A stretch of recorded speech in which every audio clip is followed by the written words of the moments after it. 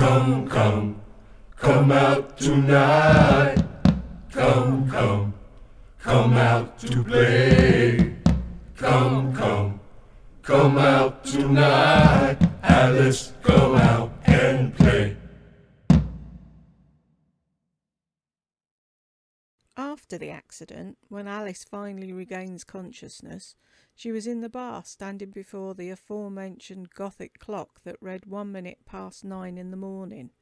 This time the timepiece's hands are definitely ticky-tocky, headed backward, all counterclockwise and in the wrong direction. Just speak in Croatian when you can't think of the English words for a thing. Turn around a time or two, then walk away and remember who you are, Alice, said Nida, as she hopped down off the top of the bar.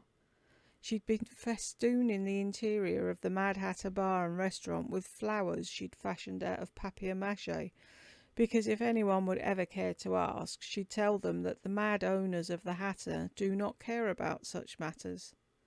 Somehow, and what not, Nida appeared definitely different from what Alice could remember. No, it couldn't be. Could it? Nida, dear, did you do something different with your hair? Alice asked. Yet no, it wasn't just her friend's hair, but everything about her was, well, somewhat off. There now were 2 tiny pointed ears atop her head.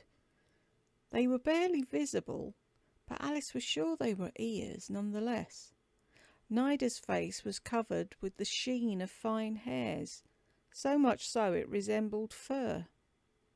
What was more out of place were the long whiskers she now sported from the lower side of her cheeks, which well extended above and past each adjacent shoulder. Then most peculiar of all was that, "O Holy Mother who art in heaven, hallowed be thy name." Shall she dare even think it? As Alice's eyes travelled the short distance between her friend's shoulders, down past her arms, her hands now looked like paws, and instead of fingernails they were tipped with small sharp claws. Nida, it's been wizard's years since I've heard that name. Everyone here, of course, currently calls me Dinah, so you may call me Dinah now as well, dear. As she expressed her preference in the appellation, Nida/Dinah lifted her right paw to her lips, giving the white and black fur on the back of it a few licks with the flat, long, broad tongue that flicked out from her pink lips. Satisfied that the paw was then sufficiently suited for the job she had in mind, she used it to thoroughly groom the back of each of the ears that now crowned her cranium.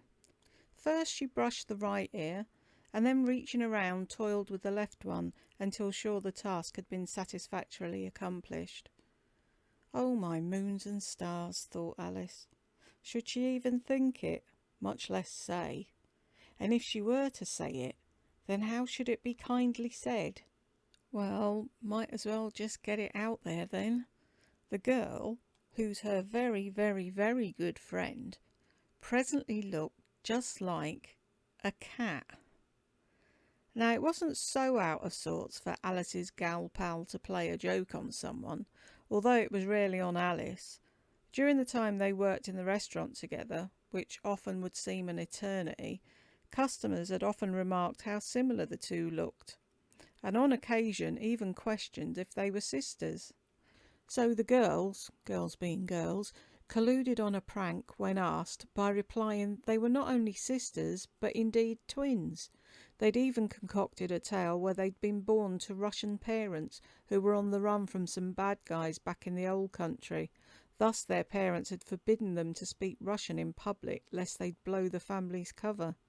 Most of those who inquired about their biological connection ate this up like a fat person tasting their first French fry. As a matter of fact, many of the inquisitive customers had nicknamed them the Russian dolls. You know, the kind where you open up one to find another smaller one inside, then a smaller one inside of that one, that had a smaller one inside that, had a smaller one inside, and so on and so forth. A halfpenny and sixpence here and there, as they heard some from across the pond would remark.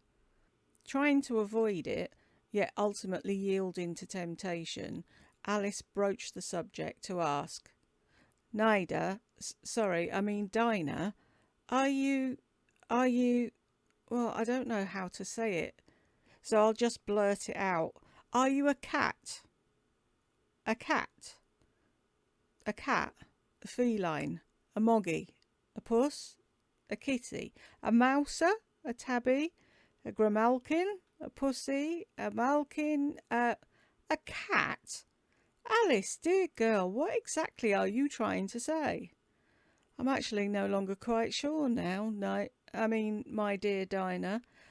I'm presently at such a loss for words, I guess, is where I'm at on this touchy subject. Then simply do as I instructed earlier of trying to say it in Croatian instead of English. We'll see if that's the remedy for this illness. Alice then uttered, Dali si zaista mačka, prior to turning round a time or two, then walking away and remembering who she was. Oh, I understand you now. You're asking if I'm a... It was exactly then that one of the papier-mâché flowers rudely interrupted their conversation. Of course she's a blithering cat, you boob. We may not have eyes, but even all of us hanging here can see that. Me too. Yeah, me too. Me too. And me too. The Me Toos continued as the chorus went on until each and every flustered flower had eventually chimed in on that touchy feline subject. Who said that? Alice boldly asked as she spun around on her toes to see and hear who was saying what.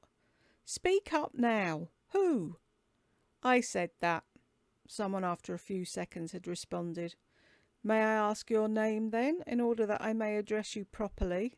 Well, obviously it's Rose, my child, replied the blood-red papier-mâché flower. Well, Rose, that was a tad impolite of you to interrupt others in the midst of a very serious discussion, and then to add insult to the injury, as if to pour salt on the wound, you called me a boob. Oh, Rose said with a sigh, I have been told on occasion I may be a mite thorny at times. I apologise. Then apology accepted, if for no other reason than many believe to hold a grudge for too long may be bad for one's health. I then apologise too, said another, then another, and another, until every papier-mâché flower in the place said they were sorry. All right, now that we've put a rest to that, may I ask your names? Asked Alice. In accordance, each and every freaky faux flower identifies itself. There was Daisy, one named Tiger Lily, Sweet Pea, another called herself Violet, Azalea, the ever-so-shy Begonia, the overly curious Chrysanthemum, even a Dahlia, and too many others to remember, if not written down. And Alice was way too busy listening to write anything down, even if she'd possessed a pencil and paper. And Dinah would be of no help, seeing she had pussy paws as opposed to human hands. So what was Alice left to do but listen? She remembered she was once told, talk less, listen more, which in and of it wasn't much of a plan, but when it's the only plan available, one must make do with what one has. Come, come, come out tonight. Come, come, come out to play. Come, come, come out tonight. Alice, come out and play.